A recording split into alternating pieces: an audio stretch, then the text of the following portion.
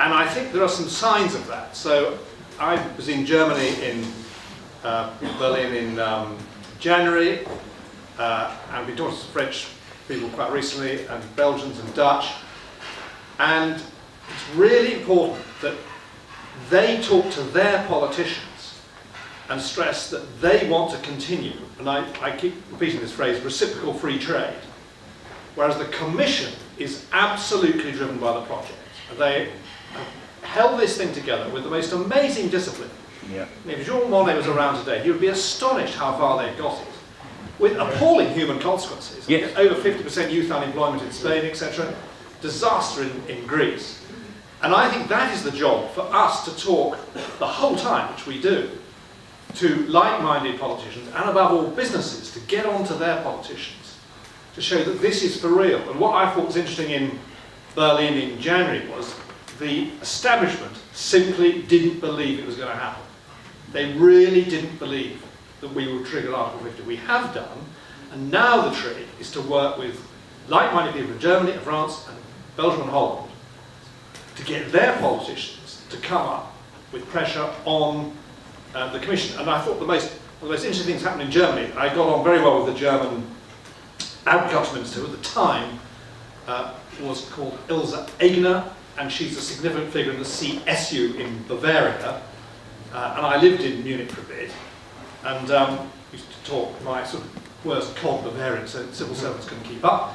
And she is a real ally now, and she's making quite major noises saying that her CDU allies in Berlin, she's now the economics minister in Bavaria, must not foul up negotiations, because the UK is a key ally and a key market for Bavarian goods. Obviously BMW cars, but a huge investment in the mini plant, the most obvious manifestations. And I think that is the way to address the questions you're putting. But that's what will happen over the next few months. On fisheries, there is alarm, I know, in some fishing communities because nothing's been said. I mean, DEFRA have been, I think, beavering away, coming up with a new policy, which none of us have seen yet, because no white papers are going to be published. But as far as I'm concerned, it is absolutely fundamental that we establish full control of the whole EEZ. So that is 200 miles and the median line, and that means pulling out of the London Convention, which needs 2 years' notice, so we should give notice of that pretty soon, and then establishing full national control, which, as I repeat, it's not just massive commercial and human and social benefit, it's a massive environmental benefit. Because those countries I went to which had sane fish regimes had growing and improving marine environments. Thank you. Gentlemen here. As you have been, pleasantly amazed by Theresa May and how she's delivering on Brexit in so many ways. But there are two areas that are really starting to worry people. I've got to come back to what the young gentleman at the back said about justice and home affairs. I'm sorry, maybe I'm not grown up, maybe I'm a bit thick. I've got to have it really spelt out to me now in so many words. Will the manifesto contain a firm commitment that we will not have the European arrest warrant? Yeah. Not European arrest warrant, but some European Court of Justice.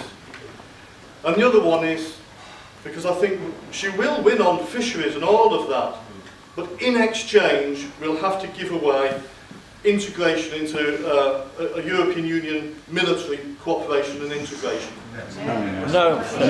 That in principle is disagreeable to us, and in practice, because of what the European Union is doing in its animosity and bellicosity towards another great European nation, I think a lot of us would really like to see again a firm commitment that all of these things that she is winning is not going to be in exchange for European arrest warrant, which I think Theresa May doesn't even want to win on that one, given her own track record, and foreign affairs.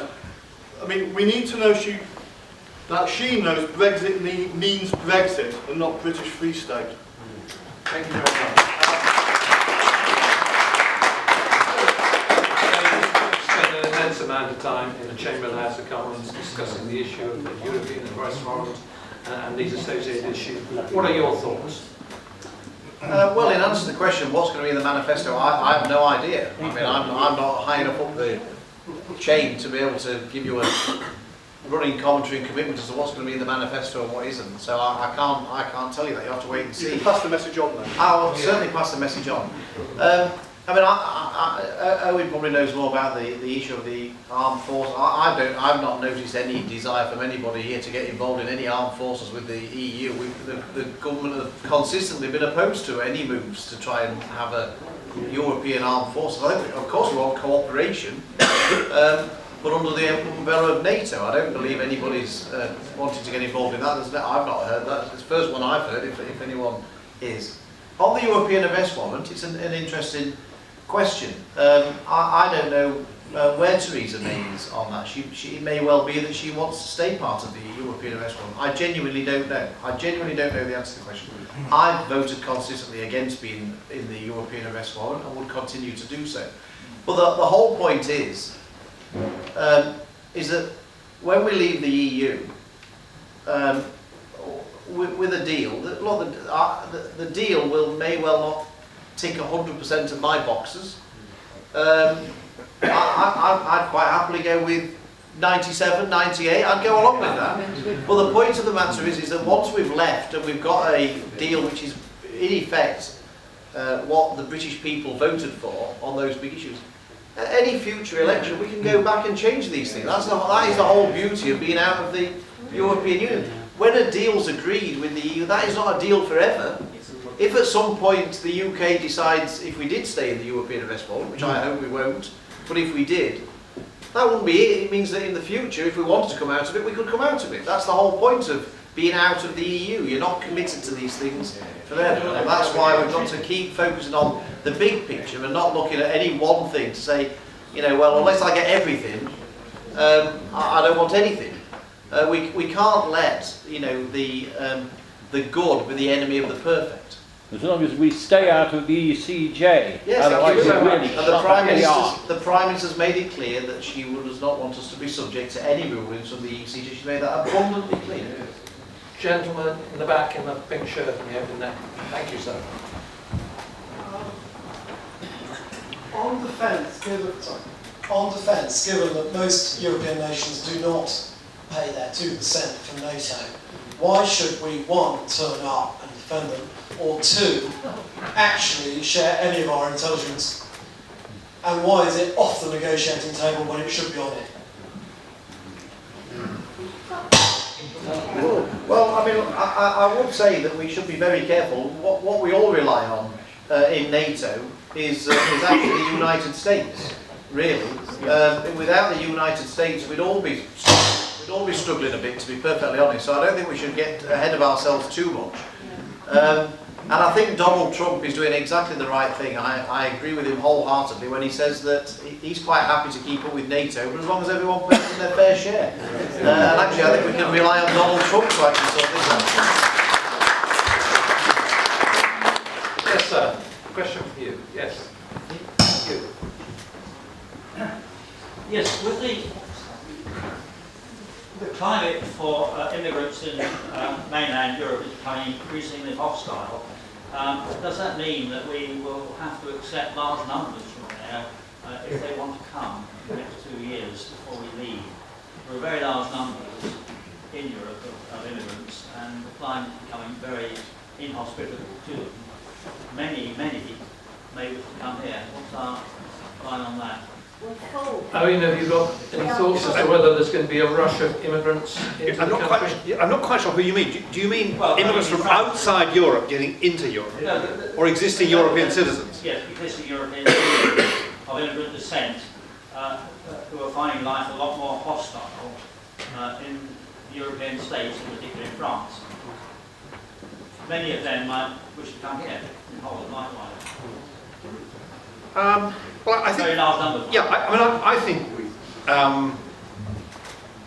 Prime Minister and David Davis have been pretty clear on this. So we want to resolve this issue of right of abode, both of British citizens living in the European Union and European citizens here, as rapidly as possible. It's been held up, as I understand it, by the Germans, who did not want to negotiate anything until we triggered Article 50, which I think was a mistake. And when I was in Berlin, this was a major issue for them. But I think you raise a point that at some point you will have to put a cut-off date.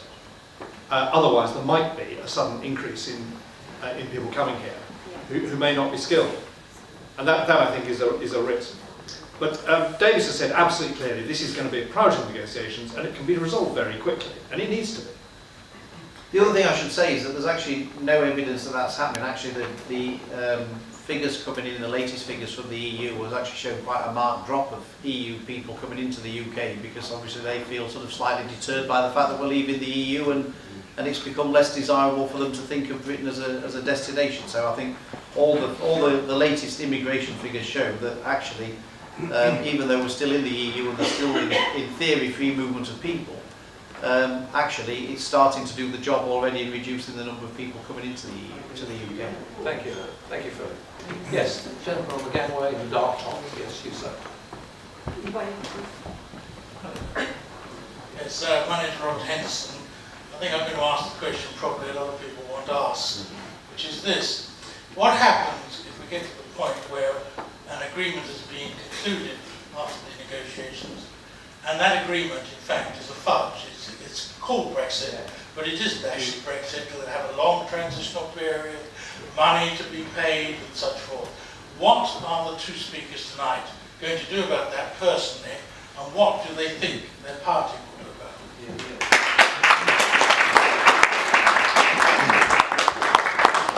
Well, the thing I'd say is that